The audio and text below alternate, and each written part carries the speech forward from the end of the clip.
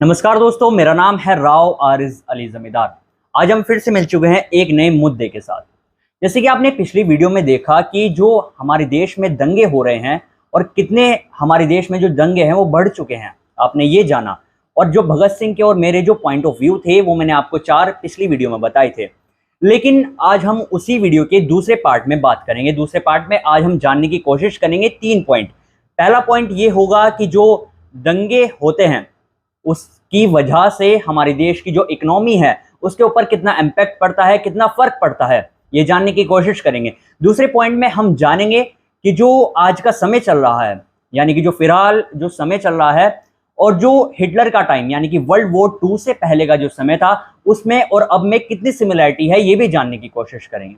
और तीसरा पॉइंट हम ये जानेंगे कि जब ये दंगे हो जाते हैं तो इसका जिम्मेदार किसको ठहराया जाता है, कौन इन दंगों का टारगेट बनता है। तो इन 3 पॉइंट को हम विस्तार से जानने की कोशिश करेंगे और जो पिछली वीडियो है उसका जो ये पार्ट 2 है ये आज हम पूरा करेंगे।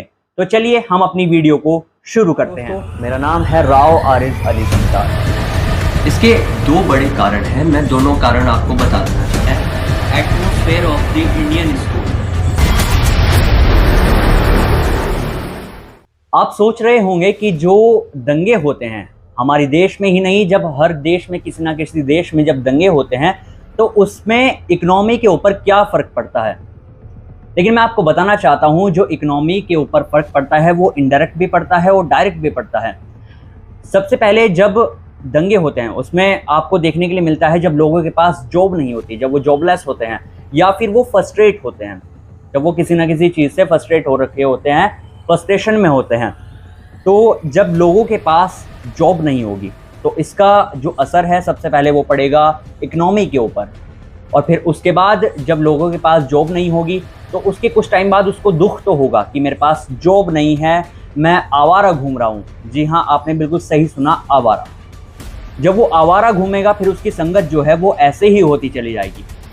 उसके बाद उसको ऐसे लोग मिलने लगेंगे और फिर जब वो ऐसी बातें सुनेगा कि कहीं दंगे हो रहे हैं, कुछ भी हो रहा है, तो वो निकल पड़ेगा लड़ने के लिए, क्योंकि वो बेरोजगार है, अनएम्प्लॉयमेंट है, उसके पास जॉब नहीं है। दूसरी वजह मैं बता रहा हूँ आपको फ्रस्ट्रेशन।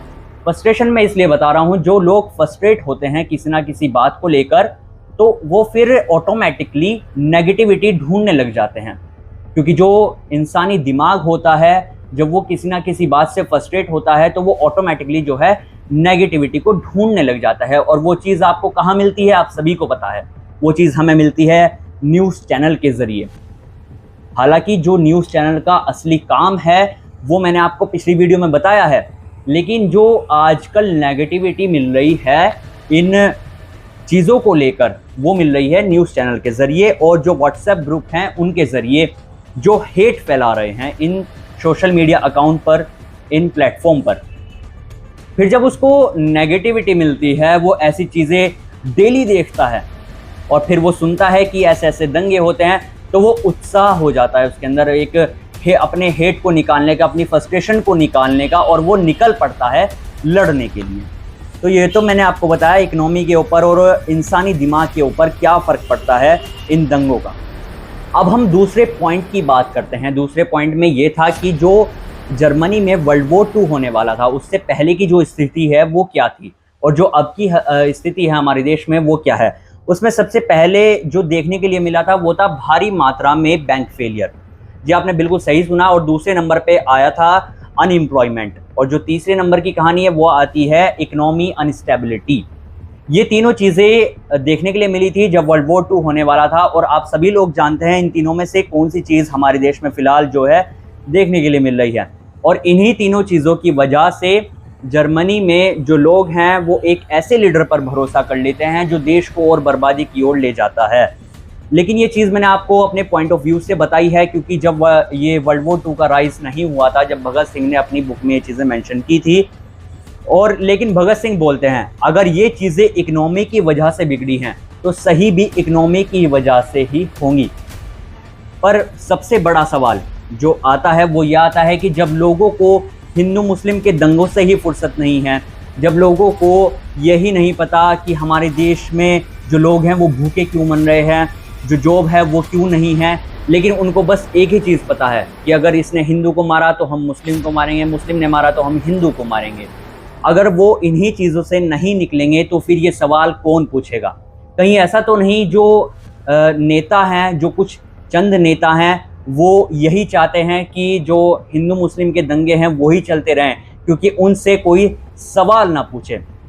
लेकिन भगत सिंह यहाँ पर कहते हैं लोगों को जागरूक होना पड़ेगा, लोगों को सवाल उठाने होंगे, सवाल पूछना होगा कि जॉब कहाँ है, सवाल पूछना होगा लोग भूखे क्यों मर रहे हैं, सवाल पूछना होगा जो हमारे देश की जीडीपी है वो इतनी डाउन क्यों जा रही है। हालांकि ये लोग बताते हैं ग्राफिक के जरिए, जो न्यूज़ चैनल हैं वो अच्छे अच्छे ग्राफिक दिखाते हैं कि उत्तराखंड सरकार के 100 दिन पूरे हुए, जो ऐसी पार्टी हैं, जो पार्टियां हैं उनके जो 5 साल हैं वो पूरे हुए।